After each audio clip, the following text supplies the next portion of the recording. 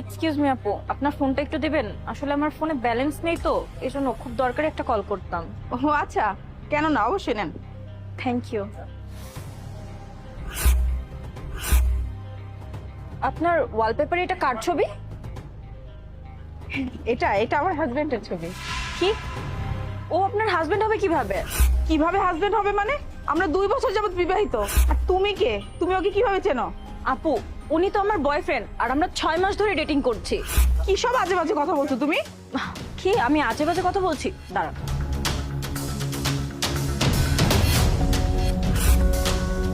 এই দেখ। তার মানে তারেক আমাকে এতদিন ধোকা দিচ্ছে? শুধু আপনাকে না, ও আপনি আর আমি দুজনের সাথেই চিটিং করছি। নাও, তুমি না কাকে কল করতে চেয়েছিলে, নাও কল করো। কিন্তু আমি তো তারেককেই কল করতে চাচ্ছিলাম। আচ্ছা, তুমি একটা কাজ করো, আমার ফোন দিয়ে সিম2 দিয়ে ওকে কল করো। এই নাম্বারটা ও জানে না, তুমি কল করে ওকে এখানে আসতে বলো। ও আসার পরে আমি দেখছি ওর কি করা যায়। আচ্ছা ঠিক আছে। হ্যালো,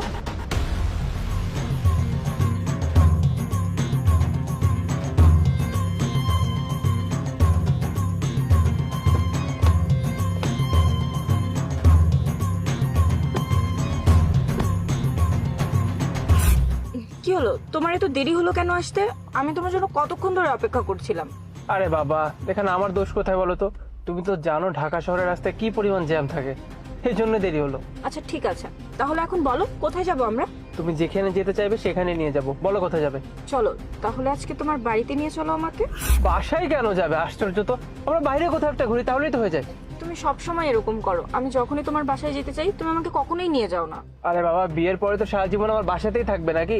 তাই যতদিন না বিয়ে হচ্ছে, বিয়ের আগে আমরা যতবার ঘুরতে যাব সবসময় বাইরে যাব, কেমন? আচ্ছা ঠিক আছে, তাহলে আমাকে বিয়ে কবে করছো? সামনের বছর, ইনশাল্লাহ সামনের বছরই তোমাকে আমি বিয়ে করে নিব। সামনের বছর বিয়ে করবে? ঠিক আছে, তুমি আমাকে সামনের বছরই বিয়ে করো, কিন্তু তার আগে তোমার বাবা মার সাথে পরিচয় করিয়ে দাও। তারা যদি আমাকে পছন্দ না করে? আরে বাবা, পছন্দ করবে না মানে? 100 বার পছন্দ করবে।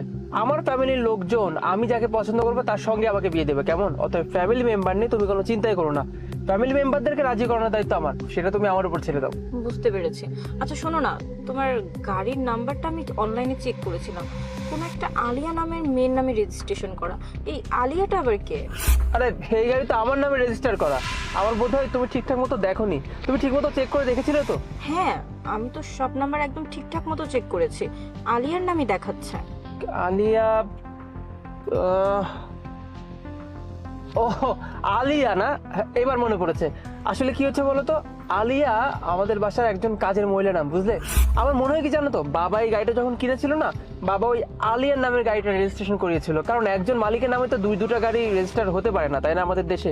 এই কারণে হয়তো বাবা প্ল্যানিং করে আলিয়ার নামে গাড়িটা রেজিস্ট্রেশন করেছিল। আচ্ছা এসব কথা বাদ দাও, বলো তো তোমার কোন মডেলের গাড়ি ভালো লাগে? আমার না মার্সিডিজ অনেক পছন্দ। ওকে ফাইন, তাহলে আমার জান পাখিকে আমি বিয়ের পরে গাড়িটা কিনে দেবো, কেমন? ও আচ্ছা, দ্বিতীয় বউর জন্য আরেকটা মার্সিডিজ কিনবে? আরে তুমি এখানে কি করছো? আমি এখানে কি করছি সেটা তো বড় কথা না, তুমি এখানে কি করছো? আমি তো জাস্ট, তুমি আগে গাড়ি থেকে বেরো, তারপর তোমার সাথে আমি বুঝতে পারবো।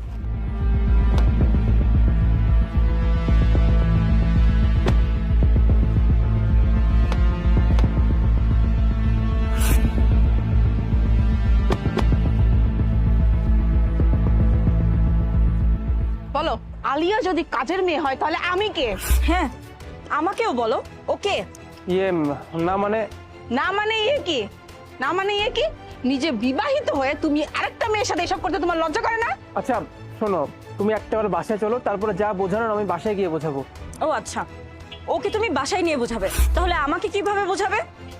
চুপ করে আছো কেন, বলো। আমি তোমার সাথে কোথাও যাব না। এই গাড়ি বাড়ি সবকিছু আমার। আমার গাড়ি বাড়ি থেকে তুমি আজ থেকে বঞ্চিত হলে, আর আমার জীবন থেকেও তুমি বঞ্চিত হলে। তোমার ওই চেহারাটা না আমাকে কোনোদিন দেখাবে না। আর এই মেয়ে শোনো, তুমি কি এখন ওকে বিয়ে করতে চাও? না, যে তোমার হতে পারেনি সে আমার কিভাবে হবে? ঠিক আছে, তাহলে আমার সাথে চলো, ওঠো গাড়িতে।